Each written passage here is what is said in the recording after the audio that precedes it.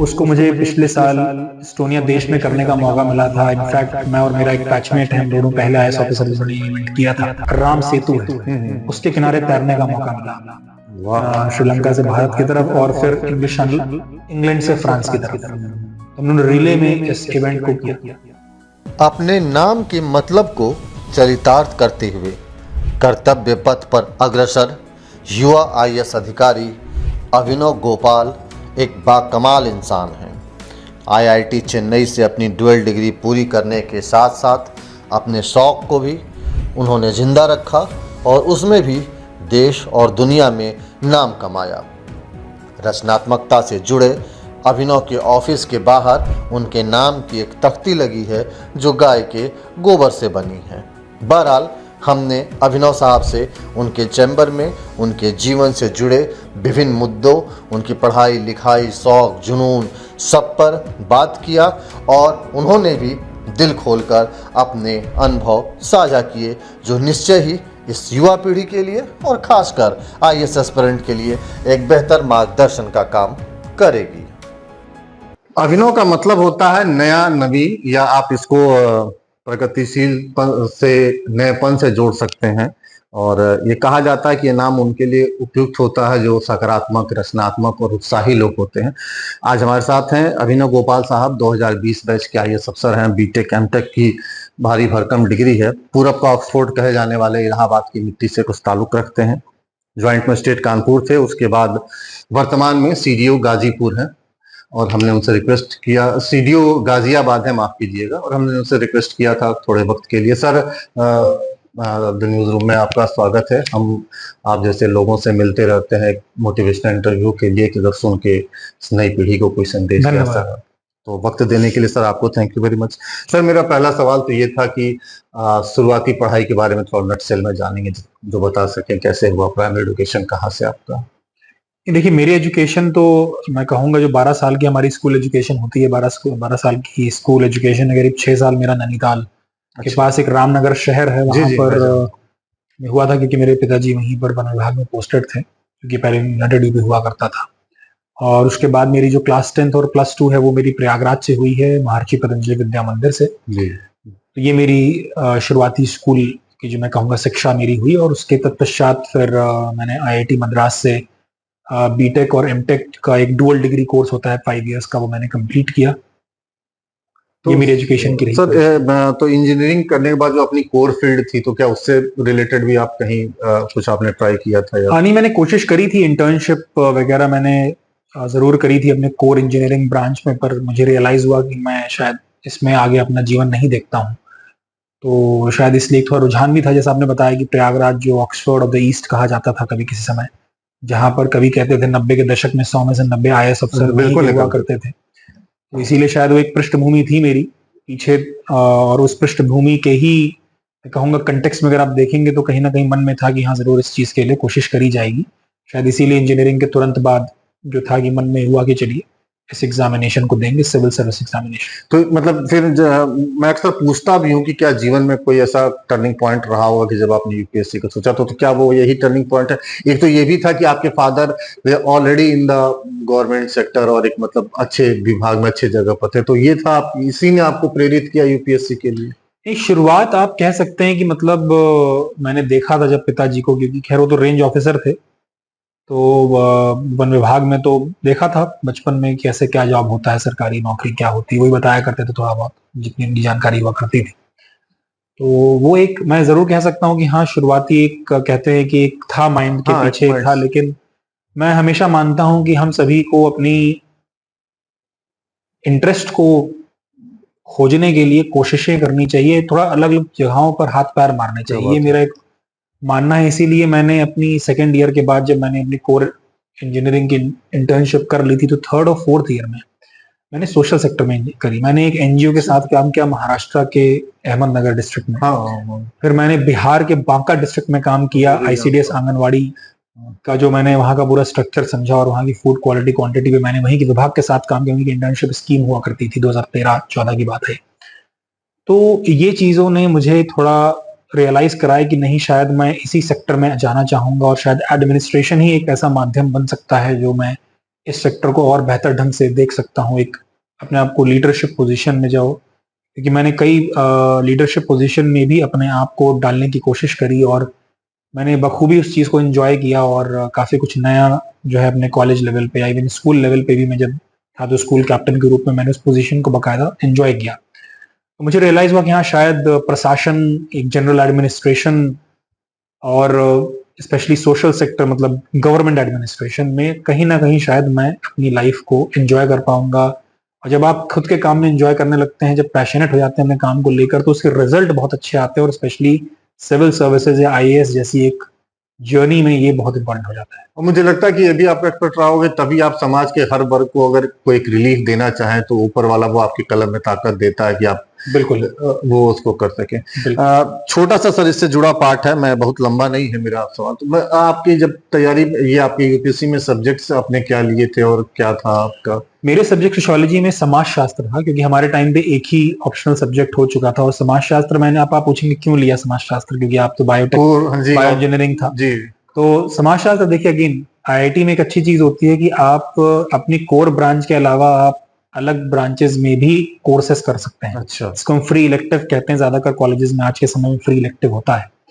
मेरे अंदर एक जिज्ञासा थी कि सोशियोलॉजी क्या है, तो मैंने वहाँ ह्यूमैनिटीज का हमारे यहाँ डिपार्टमेंट हुआ करता है, I heard it. तो उस ह्यूमैनिटीज के डिपार्टमेंट मैंने कई कोर्सेज किए थे फ्री इलेक्टिव के नाम पर। मैंने इंडियन फ्रीडम स्ट्रगल का भी कोर्स किया था और सोशियोलॉजी मैंने आउट ऑफ इंटरेस्ट लिया, देखें क्या होता है।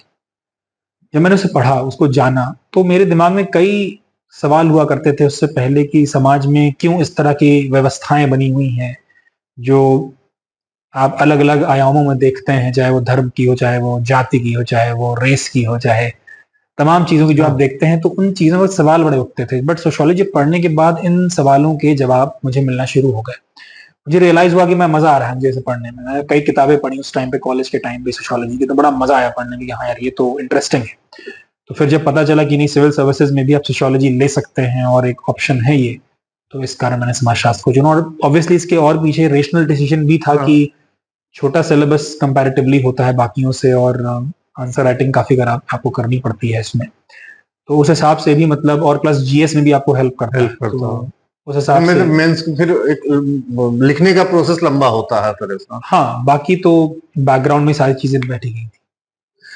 आपसे मैंने बहुत इंटरव्यू किए हैं, पिछले 1.5 दशक से मैं पत्रकारिता में हूँ। मुझे इतनी ही भी बात करके मुझे लगा कि आप जो बोल रहे हैं उस चीजों को आपने जिया होगा, जितनी शिद्दत के साथ आप डिटेल में बता रहे हैं। अच्छा सर, हाल फिलहाल में आप अभी इंग्लिश चैनल पार किए। शौक तो तैराकी हो सकता है किसी का, लेकिन आपने जो किया वो सिर्फ शौक का हिस्सा तो नहीं हो सकता है, वो शौक से बढ़ के जुनून के लेवल पर रहा होगा। नहीं, बिल्कुल आप सही कह रहे हैं। बल्कि खैर शौक मेरा कभी तैराकी था भी नहीं, वो एक्चुअली मेरी जिंदगी का बहुत अभिन्न हिस्सा था। अच्छा। क्योंकि मैं 5 वर्ष की आयु से मैं तैराकी कर रहा हूँ। अब क्योंकि जैसे मैंने बताया था कि मैं नैनीताल में रहा था, तो नैनीताल में स्विमिंग पूल नहीं था, तो वो 5 साल 6 साल मेरी स्विमिंग नहीं हुई थी। परंतु मैं एक अच्छा स्विमर रहा था काफी बचपन से ही। जब मैं प्रयागराज वापस आया अपनी पढ़ाई को लेकर, तब मैंने तैराकी फिर शुरू करी। तो क्योंकि बैकग्राउंड बहुत स्ट्रांग था बचपन से, तो बहुत ज्यादा मुझे मेहनत नहीं लगी फिर से अपने आप को पिकअप करने में। तो मैंने फिर राष्ट्रीय स्तर पे तैराकी का मुझे अवसर मिला, तो मैंने उसको सीबीएसई नेशनल में और स्टेट, यूपी स्टेट में भी मैंने काफी इवेंट्स में पार्टिसिपेट किया और मेडल भी जीतने का मुझे मौका मिला। तो कहीं ना कहीं मेरी एक बैकग्राउंड थी जो मुझे हेल्प करती थी, और शायद इसी बैकग्राउंड के कारण मुझे ये रियलाइज हुआ कि नहीं, शायद मैं और भी बड़े चैलेंजेस अपने ले सकता हूँ। और क्योंकि मेरा टाइम या मेरा शेड्यूल इस समय अलाउ नहीं करता है इतनी सारी चीजों को करने का, इसीलिए मेरा जो बेस था ये मुझे हेल्प करता है। मैं वो बोला कि आप तो खुद राउंड द क्लॉक एंगेज्ड आदमी। हाँ, तो इसीलिए आप कहेंगे कि आप कितना समय निकालते थे। मैं झूठ नहीं बोलूंगा आपसे, मैं मुश्किल से हफ्ते में, अगर मैं मुश्किल से 3 दिन निकालूं, और 3 में हर दिन मात्र 1 घंटा, बस मात्र 1 घंटा, और हफ्ते में आप कह लीजिए 3 से 4 घंटा, मतलब कुल मिला के 4 घंटा, 3 से 4 घंटा, दैट्स इट। और वो इसका परिणाम है, वो मेरी मेहनत बचपन की थी, उसका परिणाम है कि मैं इस इतनी कम प्रैक्टिस के साथ भी इतने बड़े इवेंट को कर पाए। जैसे आपने इंग्लिश चैनल का नाम बोला, मैंने पिछले साल आयरन मैन भी किया था। आयरन मैन ट्रायथलॉन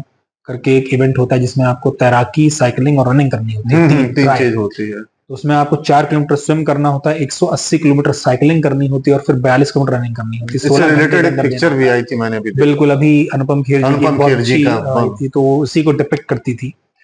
तो उसको मुझे पिछले साल एस्टोनिया देश में करने का मौका मिला था। इनफैक्ट मैं और मेरा एक बैचमेट है, हम दोनों पहले आईएएस ऑफिसर जिन्होंने ये इवेंट किया था। फिर इस वर्ष हम लोगों को पार्क स्ट्रीट, मतलब पार्क स्ट्रीट जो राम सेतु है, उसके किनारे तैरने का मौका मिला, वाह। श्रीलंका से भारत की तरफ और फिर इंग्लैंड से फ्रांस की तरफ। तो हम लोगों ने रिले में इस इवेंट को किया। तो ये एक डेफिनेटली मैं कहूंगा जो मेरा पुराना बैकग्राउंड है उसने मुझे हेल्प किया, और शायद उसी ने इस, मैं शौक तो नहीं कहूंगा, बट इस मेरे अभिन्न हिस्से को एक जुनूनियत में बदलने, जुनून में काम करने का काम किया। अच्छा, वो चीज आपको अपने रियल लाइफ में कहते हैं कि आप जब तैरते हैं तो लहरों से आपको दो चार, आपका काउंटर होता है लहरों से, वो जीवन में भी उस चीज को होता है कि आप अपनी मुश्किलों से दो चार करते हैं, वो चीज आपको एक हैबिट देती होगी।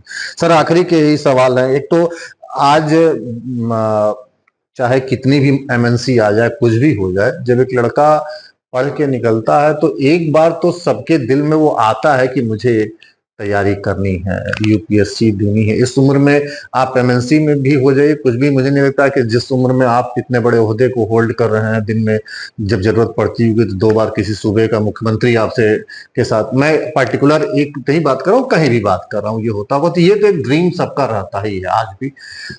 इस नई पीढ़ी में और इस बदले हुए कोर्स के साथ, चूंकि आप इस नए सेटअप से आपने क्वालिफाई किया है, प्रॉपर आईएएस है, तो आप इस नई पीढ़ी को क्या बोलेंगे? क्या तैयारी के लिए कुछ बोल पाएंगे? बल्कि मैं पहले थोड़ा, मैं आपसे थोड़ा मैं डिफर करना चाहूंगा कि मतलब इसको बिल्कुल मन में ना रखें। देखिए, ये ऐसी चीज नहीं है कि यही एंड है या यही एक चीज है जो आपको जरूर एक बार देनी चाहिए, ऐसा बिल्कुल भी नहीं है। ये पूर्णतः आपके इंटरेस्ट पे डिपेंड करता है। और देखिए, आपके समय में शायद 2 या 3 ऑप्शन हुआ करते थे, हमारे समय में शायद 4 या 5 ऑप्शन होगा, बट आज के समय में अनगिनत अपॉर्चुनिटीज, हर क्षेत्र में अपॉर्चुनिटीज है। जहां आपका मन है, चाहे वो पत्रकारिता हो सकता है, चाहे वो कल्चर हो सकता है, चाहे वो डांस हो सकता है, वो खेल हो सकता है, अपॉर्चुनिटीज बहुत है। जहां आपका मन है, जहां आपका पैशन लाई करता है, जहां आप पूरी दृढ़ता के साथ, पूरे जोशो मैं कहूंगा जोश के साथ और पूरी एनर्जी के साथ, मतलब मन से, पूर्ण मनोयोग से आप जिस चीज में आप करना चाहें काम उसी में करें। हाँ, नहीं, ठीक तो है मैं सर। इस चीज को मैं जरूर करना चाहूंगा, जो अगर ये करना चाहे तो बिल्कुल। तो इसीलिए जो करना चाहते हैं, ठीक है, एनालाइज कर लें पहले आप। क्योंकि मैं जानता हूं कि जब मैं तैयारी करने गया था तो मेरे साथ कुछ नहीं तो 6 से 7 लाख लोग एग्जाम दिया करते थे, और जब मैं दिल्ली की कुछ गलियों में घूमा करता था तो मेरे भी कुछ साथी हुआ करते थे, तो हम लोग का एक ग्रुप 10 लोग का हुआ करता था। मैं उतना ही, क्योंकि मैं उससे ज्यादा मैं बोल भी नहीं पाऊंगा, मेरा एक्सपीरियंस उन 10 लोगों के साथ ही था। उन 10 लोगों में से 2 लोग आईएएस बन पाए, एक स्टेट सर्विस में रहा, और एक खुद का एनजीओ चला रहा है बहुत अच्छा, और एक बहुत बड़ा अच्छा बिजनेसमैन बन चुका है। कुछ लोग कहीं ना कहीं और कुछ काम कर रहे हैं। मेरा वो जो एक्सपीरियंस छोटा कहता है, मैं क्यों कोट कर रहा हूँ इस एग्जाम्पल को, क्योंकि वहां मुझे रियलाइज हुआ कि यार हर किसी के ना अपनी अपनी खासियतें होती थी। जो बंदा बिजनेसमैन था, बताता हूँ, जब भी हम लोग किसी किराए पे लेने आते थे उसको आगे कर देते थे। अच्छा, मैंने कहा भाई तू बार्गेनिंग अच्छी करता है, हम नहीं कर सकते थे वो बार्गेनिंग, वो कर सकता था। और जिस तरह से वो बार्गेन करता था, मुझे तभी से पता था ये बंदा बिजनेस के लिए बना है, ये बंदा यहाँ बेकार आ गया। हालांकि मैंने कभी बोला नहीं उस चीज को, लेकिन उसने बाद में रियलाइज किया कि हाँ यार दोस्त, शायद मैं बिजनेस में अच्छा बना। एक बंदा जो एनजीओ में था, वो मुझसे ज्यादा मेहनत करता था, मुझसे ज्यादा डबल पढ़ता था, बट उसका एक सामाजिक कार्यों में उसकी एक रुचि थी, जो एक तरह से वो लोगों से बात करना, उनसे कनेक्ट बनाना, वो एक अलग था। मतलब वो मैं उस तरह से मैं भी नहीं कर सकता, जितनी ऊर्जा से वो लोगों से कनेक्ट करता है, जितनी वो, मैं कहूंगा कि कंपैशन से वो नीचे लोगों को देखता है। मतलब वो बड़ा एक मुझे लगता था ये बंदा यार एनजीओ बहुत अच्छा काम है, वही कर रहा है। तो ये चीज मैं क्यों कह रहा हूं कि आप सभी को अपने अपनी जो स्ट्रेंथ्स हैं वो आपको जानने की आवश्यकता है। आप सीधे मत कूद जाए कि नहीं यार मैंने सोचा हुआ था, चलो मैं ट्राई कर लेता हूँ। लेकिन क्योंकि मैंने इसलिए बताई, पहले ही कहानी मैंने इसलिए बताई आपको, क्योंकि मैं भी सीधे कूदा नहीं, अंधाधुंध, अंधा नहीं कूदा मैं। मैंने कहा कॉलेज में हूँ, कॉलेज को मैं पूरा कायदे से मैं यूज करूंगा कि वाकई में जहां जाना चाहता हूँ, कि मैं वाकई में वहां जाना चाहता हूँ कि जाना चाहता हूँ, मुझे पहले वो डिसाइड करना है। मैं ये मैसेज रहेगा यूथ के लिए कि पहले आप डिसाइड करें, डिसाइड आप तब कर सकते हैं जब आप डिफरेंट सेक्टर्स में अपने हाथ पैर मारेंगे। अपने जब आप कीचड़ में घुसे और चीज को देखें तो क्या तब आपको रिजल्ट कि आपको वाकई में इसमें आना है, तब आप डिसाइड करें इसमें घुसें। और उसके जब आप घुस जाएं तो बड़ा सिंपल तरीका होता है कि यार आप प्रीवियस ईयर क्वेश्चंस देखिए। आप देखिए कॉमन बुक्स अभी वही होती हैं। अगर आप 10 टॉपरों का आप उठाकर देख लोगे, उनके वही सब कॉमन बुक्स, आप एक बार एनालिसिस करके देखो, ये सब कॉमन बुक्स है। बिल्कुल सही। नंबर 2, तो आपकी जो पढ़ने का मटेरियल सीमित होना चाहिए, उसको भी बढ़ाइए मत। नंबर 2, प्रीवियस ईयर क्वेश्चंस को जरूर एनालाइज करिए। नंबर 3, एक शेड्यूल होना चाहिए, टाइम टेबल होना चाहिए कि आप कैसे रिवीजन करोगे, कितना सिलेबस कब कंप्लीट करोगे। अच्छा, कौन सा टॉपिक इंपॉर्टेंट है, कौन सा नहीं है, वो आपका प्रीवियस ईयर क्वेश्चन बताता है। एंशिएंट हिस्ट्री के अगर 2 सवाल आ रहे हैं तो उसके लिए मैं पूरी एंशिएंट हिस्ट्री क्यों 2 महीने पढ़ूं? मैंने एंशिएंट हिस्ट्री कभी नहीं पढ़ी।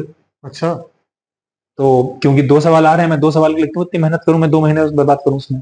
मैंने पॉलिटी को उतना ही समय दिया, मेरे 19 क्वेश्चन आ रहे हैं।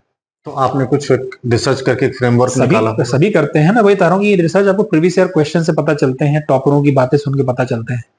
ऐसा नहीं कि आप 100 टॉपरों की बात सुन रहे हैं, आप 10 लोग सुनिए, 10 लोगों को चिन्हित कर लीजिए, उनको सुन लीजिए, आपको वही कॉमन चीजें निकल के आ जाएंगी सारी आपको। चौथी चीज, आंसर राइटिंग प्रैक्टिस, क्योंकि आपको 3 घंटे के अंदर 20 क्वेश्चन लिखने हैं।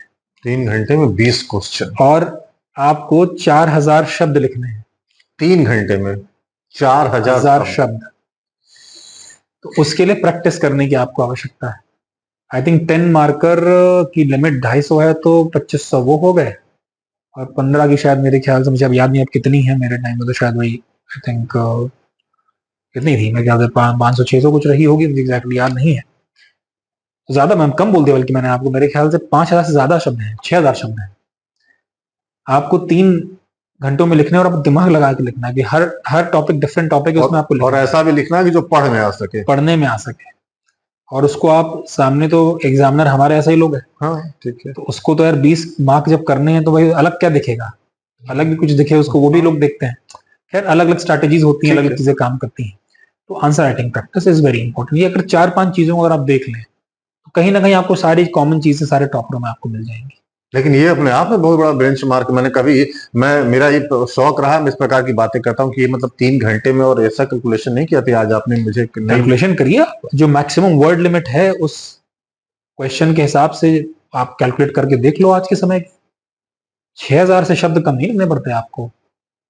और अगर आप 1 या 2 भी छोड़ दिया तो आप वहीं लॉस कर गए, इतने मार्क्स गए आपके, उतने में मार्क ही नहीं हो गया आपको। उतने तो मार्क नहीं होंगे। ये चीज, चलिए, आपने बड़ी ही अच्छी बात मुझे लगता है बताई। और मुझे बड़े दिन बाद किसी से बात करके सबसे अच्छा लगता है कि आपने जितना डीपली चीजों को बताया। और ये जो लास्ट वाला सेगमेंट था कि आदमी को किसी चीज में अंधाधुंध नहीं कूदना है, पहले आप रिसर्च करिए, ये वाकई लोगों के लिए बहुत एक्सपीरियंस करिए, सिर्फ पढ़िए मत, फील्ड में जाके काम करिए और फिर डिसाइड करिए। हाँ, फिर करना है कि नहीं करना, एडमिनिस्ट्रेशन करता है क्या पहले तो जान लीजिए।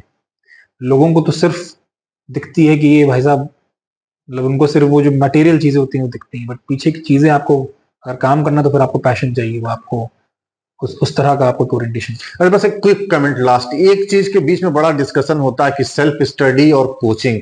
आप इस पर अगर प्रोटोकॉल आप कुछ बोलना चाहेंगे कि आदमी कैसे कर सकते? नहीं, मतलब ये तो बहुत इंडिविजुअल चॉइस है। मतलब अगर कोई आदमी है जिसको भाई टाइम टेबल से पढ़ने की आदत नहीं है, जो नहीं पढ़ पाता है, तो कोचिंग आपको हेल्प कर देती है कि भाई टाइम टेबल से आप पढ़ लोगे, सारे टॉपिक आप कवर कर लोगे बकायदा समय से। बट कोई आदमी ऐसा है या कोई महिला ऐसी है जो भाई अपने आप पढ़ने में सक्षम है, खुद ही टाइम टेबल बना के उसको फॉलो कर सकते हैं, आप टेस्ट सीरीज टाइमली दे सकते हैं, टाइम टेबल को बकायदा फॉलो कर सकते हैं, तो आप सेल्फ स्टडी भी करिए। और आज के समय में सेल्फ स्टडी के लिए मटेरियल की भी कोई कमी नहीं, ऑनलाइन कोर्स है। हमारे टाइम पे तो इनसाइट्स ऑन इंडिया करके एक थी, वो स्टार्ट हुई थी पहली। उसके बाद तो सुनने में आया कि अब तो मेरे ख्याल से कुछ नहीं तो 10-15 पता नहीं कितनी वेबसाइट्स खुल गई हैं। आप 2020 बैच के आपका है? बट मैंने शुरू प्रिपरेशन 2015 में की थी। 2015 में, क्योंकि मैं 2017 में IRTS रेलवे ट्रैफिक सर्विस में और फॉरेस्ट सर्विस में हुआ। अच्छा। फिर मैंने भारतीय वन सेवा में 2 साल सर्विस दी अपनी। फिर 19 के एग्जाम में मैं IAS बन गया। फिर 20 बैच मिलता है, 1 साल बाद बैच मिलता है। बहुत ही कम समय में बहुत सार्थक बात थी Thank you. अभिनव साहब, thank you very Thank much, you. बहुत अच्छा लगा बात करके। ये थे अभिनव साहब, और मुझे लगता है कि जो बातें आज इन्होंने बताई है ये कोई पढ़ के नहीं, हमारे यहाँ कहते हैं कि पढ़े से बेहतर कहा होता है। तो ये निश्चित रूप से ये golden words for youth and for everyone. मुझे लगता है कि अगर इससे कोई एक व्यक्ति भी सीख लेके कुछ हो सके तो हमारा ये प्रयास बिल्कुल उसके लिए सफल होगा। तो ऐसे ही किसी शख्सियत से फिर आपको कराएंगे मुलाकात। तब तक डिजिटल प्लेटफॉर्म पर द न्यूज़ रूम के साथ बने रहिए। धन्यवाद।